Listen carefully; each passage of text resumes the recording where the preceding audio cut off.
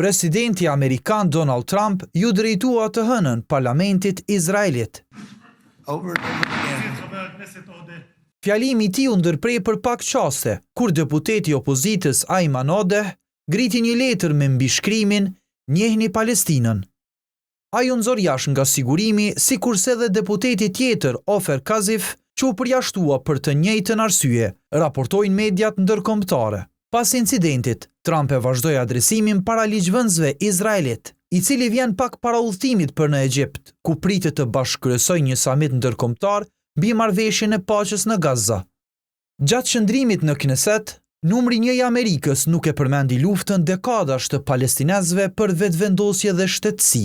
Zgjedhja për palestinezët nuk mund të ishte më e qartë. Ky është shansi i tyre për t'u larguar përgjithmonë nga rruga e terrorit dhe dhunës, për të dëbuar forcat e ligat të urrejtjes që janë në mes tyre dhe mendoj se kjo do të ndodhë. Trump lavdroi kryeministrin Benjamin Netanyahun, i cili kërkohet ndërkombëtarisht për krime lufte kundër njerëzimit, duke i bërë thirrje presidentit Izraelit Isaac Herzog ta falë për aferat e tij korruptive. Përpara kësaj, deputeti përjashtuar Odeh reagoi në llogarinë e tij në X. Sasia e hipokrizisë në parlament është e padurueshme.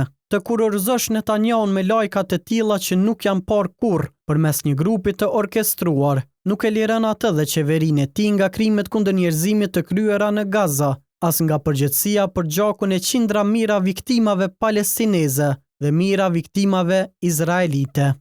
Të hënën nis lirimi disa palestinezëve të burgosur, pasi Hamasi liroi 20 pengje izraelite të mbajtura në rripin e Gazës, si pjesë e marrëveshjes së armëpushimit.